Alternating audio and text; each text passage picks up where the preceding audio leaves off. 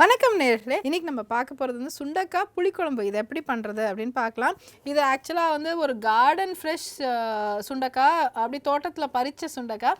So இதை வச்சு உங்களுக்கு எப்படி இதை பண்ணுறது அப்படின்னு நான் காமிக்கிறேன். இதுக்கு தேவையான பொருட்கள் என்னென்னு நோட் பண்ணிக்கோங்க. கடுகு, ஜீரகம், வெந்தயம், சாம்பார் பொடி, புளி விழுது அண்ட் அஃப்கோர்ஸ் ரைஸ். அண்ட் இதுக்கு தொட்டுக்க வந்து ஸ்பெஷலாக மிக்ஸ்சர். ஸோ இது எப்படி பண்ணுறது அப்படின்ட்டு பார்க்கலாம். இதோட மெயின் இன்க்ரீடியண்ட் வந்து இதுக்கு கண்டிப்பாக நீங்கள் நல்லெண்ணெய் தான் யூஸ் பண்ணிக்கணும். ரீஃபைண்ட் ஆயில் எது வேணாலும் எடுத்துக்கலாம்.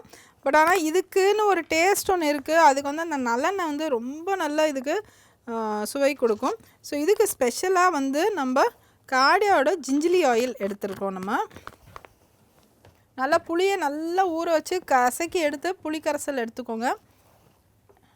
வெரி சிம்பிள், பட் ஆனால் ரொம்ப யம்மி. இந்த ஒரு புளிக்குழம்பு ரெசிபியும் நீங்கள் நிறைய நாள் வச்சு நீங்கள் யூஸ் பண்ணிக்கலாம். ஓகே, கடுகு, ஜீரகம் நல்லா பொரிஞ்சு வந்ததுக்கப்புறம் வெந்தயமும் ஆட் பண்ணோம். நம்ம வந்து அடுத்தது சுண்டக்காவை ஆட் பண்ணிக்கலாம்.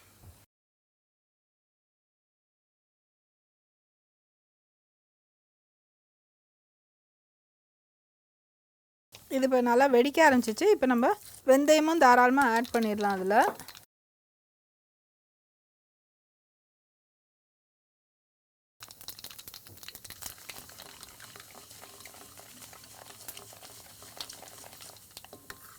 நல்லா கலரி விட்டுட்டே இருங்க. நீங்கள் எடுக்கிற பாத்திரம் நல்லா தடியான பாத்திரமாக இருக்கணும். ஸோ தட் அந்த ஹீட் வந்து ஈவனாக இருக்கிற மாதிரி. காப்பர் பாட்டம் இல்லை தின் ஸ்டெயின்லெஸ் ஸ்டீல்னால் நீங்கள் ரொம்ப ஃப்ளேமை கண்ட்ரோலில் வச்சுட்டு பண்ணணும். ஏன்னா இது இந்த ஆயில் நல்லெண்ணெய் வந்து லோ ஸ்மோக்கிங் பாயிண்ட்னால டக்குன்னு அப்படியே பேர்ன் ஆயிராமல் இருக்கணும். ஸோ அதனால் வந்து ஜாக்கிரதையாக இதை குக் பண்ணிக்கணும். ஓகே, இப்போ அடுத்தது இந்த எண்ணெயிலேயே வந்து இந்த சுண்டைக்காயை போட்டுடலாம்.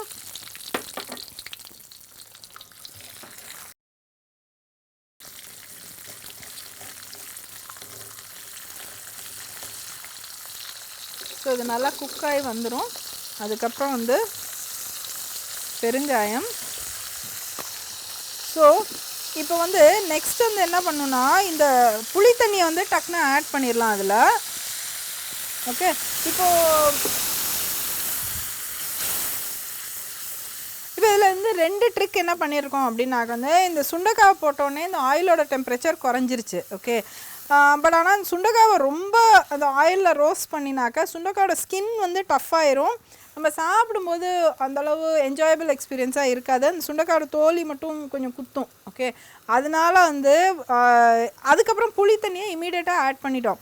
ஸோ தட் அந்த ஆயில் டெம்பரேச்சர் குறைஞ்சிருச்சு. பட் அந்த சுண்டைக்காவும் ரொம்ப அதை டேமேஜ் ஆகாமல் புளித்தண்ணியும் ஆட் பண்ணனால, ஏன்னா புளித்தண்ணி சுட சுட எண்ணெயில் போட்டால் டப்பன்னு வெடித்து உங்கள் கிச்சன்லாம் மெஸ்ஸி ஆயிரும். உங்கள் மேலேயும் நம்மளுக்கும் இப்படி நம்ம தள்ளி நின்று நம்ம குக் பண்ணுற மாதிரி இருக்கும். ஸோ இந்த மாதிரி சில டிப்ஸ் வந்து நம்ம ஃபாலோ பண்ணி it's very useful for especially beginners. And நம்ம இந்த மாதிரி ஒரு ஸ்டார்டிங் இதில் இந்த மாதிரி ரொம்ப வீட்டு ஞாபகம் நிறைய வரும் இல்லையா, அம்மா பண்ணது குக்கிங் அந்த மாதிரி இருக்கிறம்போது வந்து இந்த மாதிரி ஒரு வத்த குழம்பு சாப்பிட்டாக்க, அப்படியே ஒரு புளிக்குழம்பு சாப்பிட்டாக்க ரொம்ப டேஸ்டியாகும். அண்ட் அகெயின் நான் இன்னொரு டிப் சொல்கிறேன். வத்த குழம்பு பண்ணணுன்னா பிளெயின் வத்த குழம்பு சொல்கிறேன்.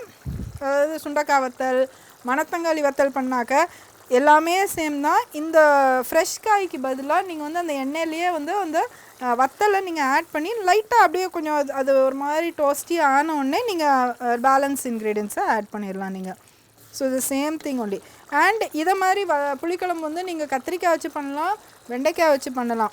அந்த பிளெயின் வத்த குழம்பு கொஞ்சம் ஷெல்ஃப் லைஃப் அதிகம். இந்த மாதிரி வத்த குழம்பு வந்து ஒரு 2 to 3 days நல்லாயிருக்கும். பட் அதுக்கப்புறம் பிகாஸ் இட்ஸ் ஃப்ரெஷ் வெஜிடபிள்னால அதுக்கு ஒரு லாஞ்சிவிட்டி இருக்குது.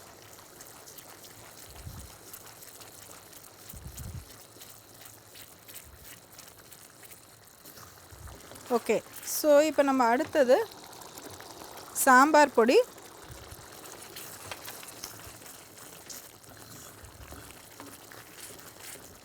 இது கொஞ்சம் டெம்பரேச்சர் குறைச்சிட்டு கொஞ்சம் ஆயிலில் வாட்டர் ஆட் பண்ணிக்கலாம்.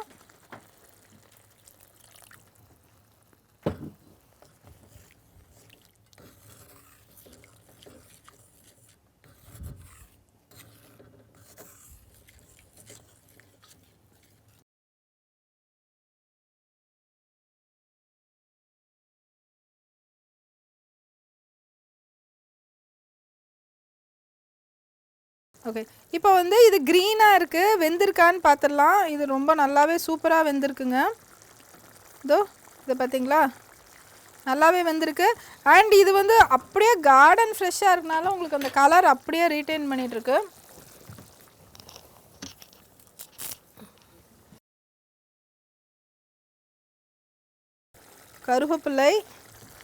கருவேப்பிலை is a soul of everything. South Indian கியூசினோட சோல் அப்படின்ட்டுன்னு சொல்லலாம். கருவேப்பிலை, பெருங்காயம் இதெல்லாம். ஓகே,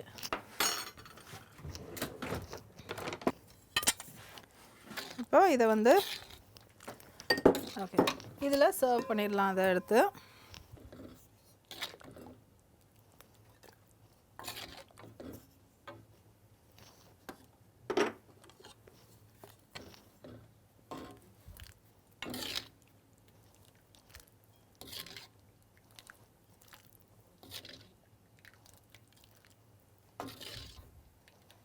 ஓகே, இதை வச்சு நான் வந்து ரைஸோட மிக்ஸ் பண்ணி நான் காமிச்சிடுறேன் உங்களுக்கு. உப்பு நம்ம டேஸ்ட் பண்ணி பார்த்துடலாம். ஏன்னா இது நிறைய புளியெல்லாம் இருக்கிறனால நம்ம உப்பு இதுக்கு ஆட் பண்ணிடலாம்.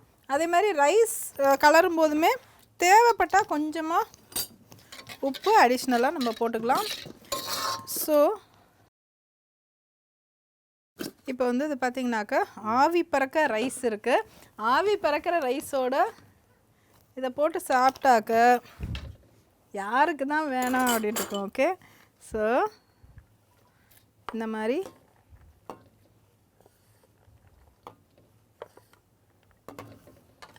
இதோட நல்லெண்ணையும் ஆட் பண்ணிக்கலாம், நெய்யும் ஆட் பண்ணிக்கலாம். செம்மையாக இருக்கும்.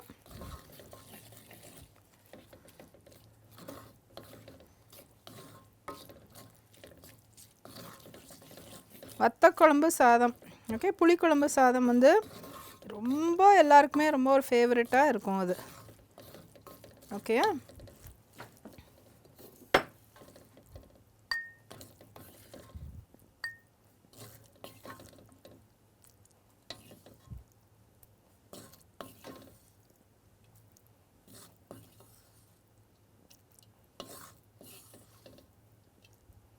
ஸோ இவ்வளோ பச்சை பசேல்னு க்ரீன் பீஸ் மாதிரி இருக்கிற பட்டாணி வந்து உங்களுக்கு ஹோம் கார்டனில் தான் கிடைக்கும். அதனால் வந்து definitely try and C and கட்டாயம் செஞ்சு பாருங்கள். நாங்கள் உங்களை அடுத்த வாரம் மீண்டும் இன்னொரு யம்மியான ரெசிபியுடன் சந்திக்கிறோம். டில் தென் see you, bye, you take care. நன்றி, வணக்கம். வணக்கம் நேர்களே, சுவையும் ஆரோக்கியமும் நிகழ்ச்சிக்கு உங்களை அன்புடன் வரவேற்கிறோம். இன்னைக்கு நம்ம நிகழ்ச்சிக்கு டாக்டர் அரவிந்த் ராதாகிருஷ்ணன் அவர்கள் வந்திருக்காங்க. அவங்க கிட்ட நம்ம சந்தேகங்களை கேட்டு தெளிவு பெறலாம். வாங்க நேர்களே, நிகழ்ச்சிக்கு போகலாம். வணக்கம் டாக்டர். வணக்கம் மேடம். வணக்கம் நேர்களே. டாக்டர், இது வந்து ஒரு ஜெனரலைஸ்டான ஒரு சப்ஜெக்ட். இப்போது யாராவது கேட்டாங்கன்னா, ஐயோ எனக்கு செஸ்ட் வலிக்குது, எனக்கு நெஞ்சு வலிக்குது அப்படிங்கிறாங்க. பட் அந்த ஒரு அவங்க காமிக்கிற இடம் பார்த்தீங்கன்னா ஃபுல்லாக கழுத்துக்கு கீழே அந்த எண்டு வரைக்கும் அவங்க செஸ்ட் பெயின்னு ஜெனரலைஸ்டாக சொல்கிறாங்க. செஸ்ட் பெயின் அப்படின்ட்டு டாக்டர் கிட்ட வராங்க. ஸோ அவங்களுக்கு எதை மாதிரிலாம் இருக்கலாம்னு நீங்கள் நினைக்கிறீங்க?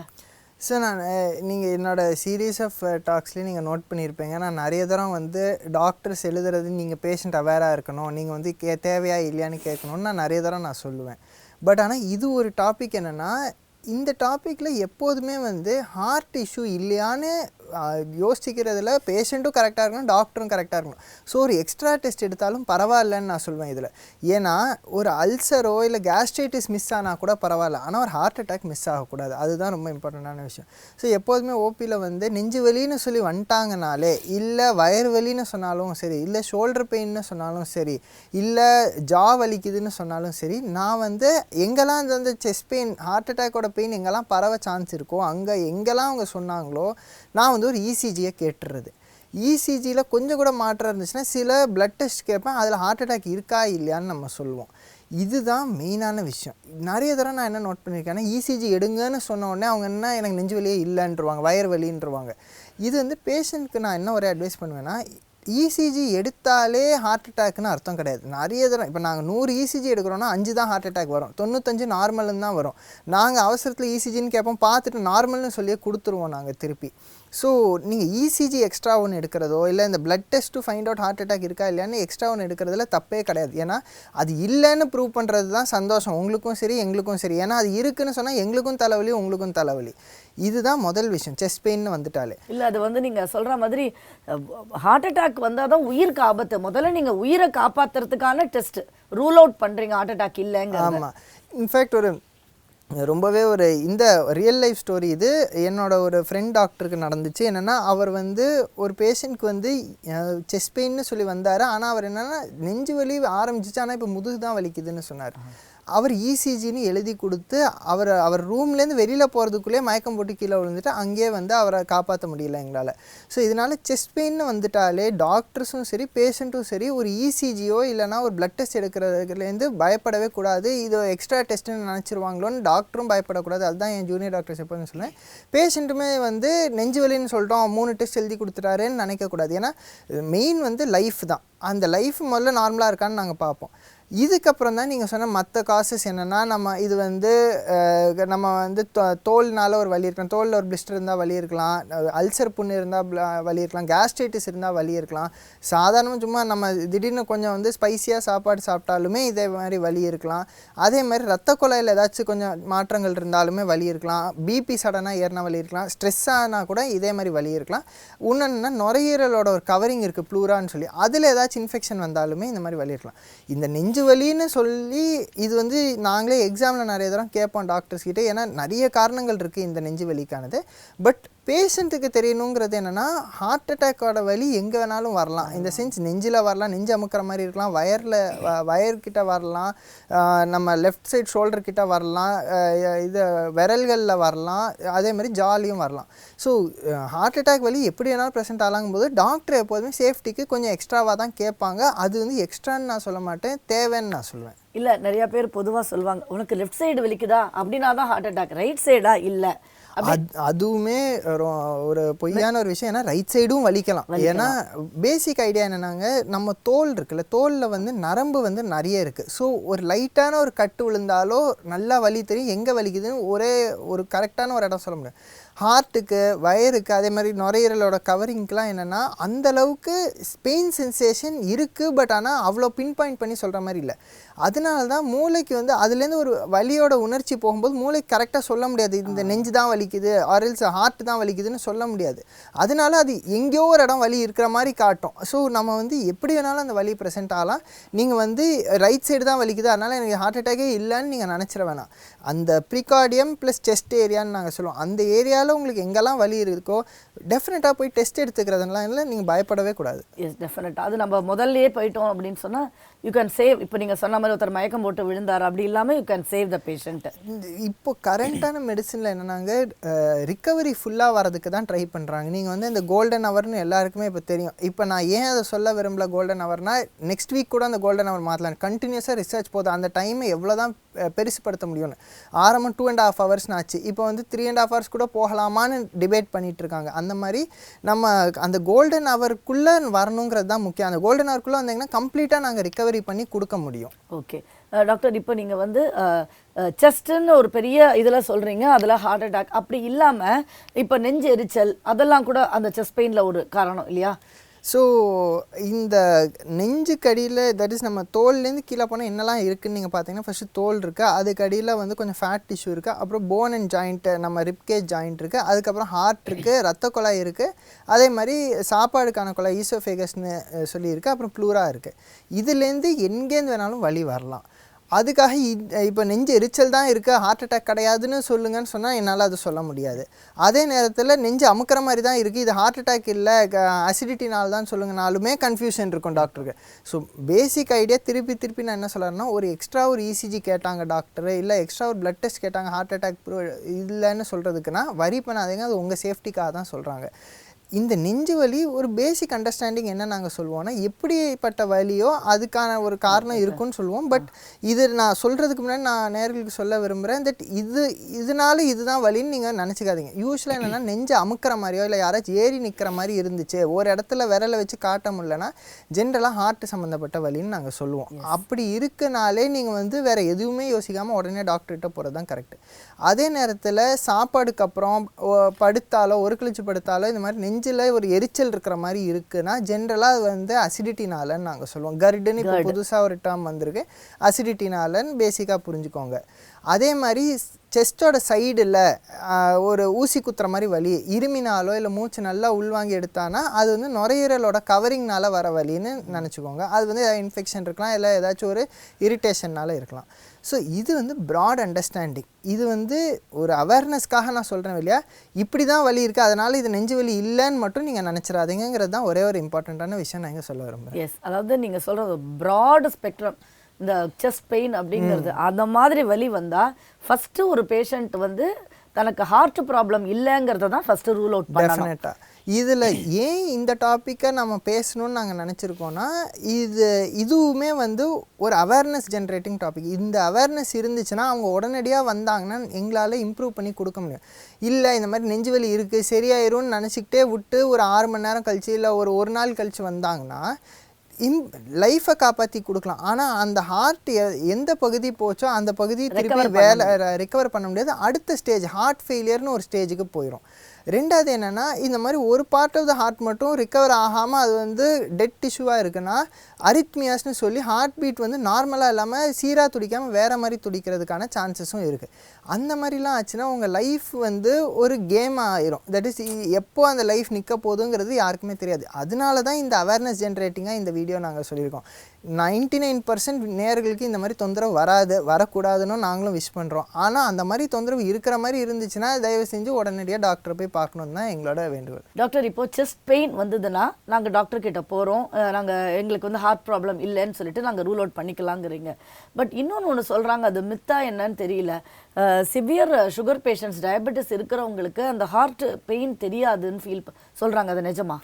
ஸோ இது ரொம்ப நிறைய தடவை எங்களுக்கு வந்து கேட்டிருக்காங்கன்னா, சுகர் இருக்குதுன்னு சொன்னோடனே ஃபஸ்ட்டு கேள்வி நிறைய பேர் எங்கள்கிட்ட கேட்குறது என்னென்னா, அப்படின்னா எனக்கு ஹார்ட் அட்டாக் தெரியாதான்னு கேட்பாங்க. இப்போ தான் சுகரே கண்டுபிடிச்சிருப்போம், அதுக்குள்ளே அவங்களுக்கு இந்த மாதிரி நிலைமைக்கு வந்துட்டேனான்னு அவங்க கேட்பாங்க. ஒன்று என்ன புரிஞ்சுக்கணுன்னா, நரம்பு தளர்ச்சி ஆகும் சுகரில். அந்த நரம்பு தளர்ச்சினால என்னென்னா இந்த பெயின் ரெஸ்பான்ஸும் கம்மியாக ஆரம்பிக்கும். அதனால என்னென்னா இந்த ஹார்ட் அட்டாக்கான சேர்ந்த ஒரு சில தன்மைகள்லாம் வந்து தெரியாது. எப்படின்னா வேர்த்து விடுறதோ இல்லைனா நெஞ்சு அமுக்கிற மாதிரி இருக்கிறதெல்லாம் வந்து சில டைம்ஸ் வந்து ஓப்பனாக தெரியாது. இதை தான் சைலண்ட் அட்டாக்னு சொல்லுவோம்.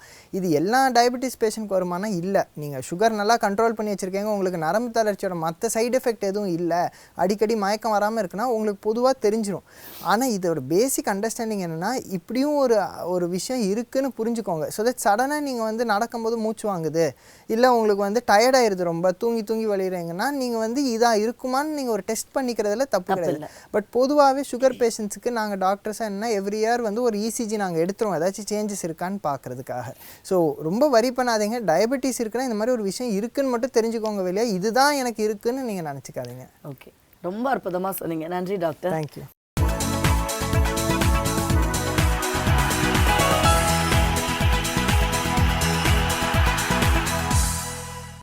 வணக்கங்க. மீண்டும் டிப் ஆஃப் த டேயில் உங்களை சந்திக்கிறது ரொம்ப சந்தோஷமாக இருக்குது. இப்போ ஒன்று சொல்கிறோங்க, நிறைய பேர் என்னன்னா ஒரு கம்ப்ளைண்ட்டோடு நம்மக்கிட்ட வராங்க, இல்லையா ஒரு குறையோடு வராங்கன்னு சொல்லும்போது நம்ம டக்குன்னு அதை கேட்குறது ஒரு பக்கம் கேட்டுங்கும்போது, நீங்கள் என்ன எதிர்பார்க்கீங்க, உங்கள் கனவு என்ன அப்படின்னு ட்ரை பண்ணி பாருங்களேன். அந்த கொஸ்டின் அவங்களோட எதிர்பார்ப்பு, நீங்கள் எங்கள் இடத்துல இருந்தால் உங்களால் என்ன பண்ணணும்னு நம்புகிறீங்க, உங்களால் என்ன அந்த பிலீஃப் இருக்குது அப்படின்னு கேட்டாலே அந்த கன்வர்சேஷன் வந்து கம்ப்ளைண்ட்லேருந்து உங்களுக்கு ஒரு கலந்துரையாடலாக மாறிடும்.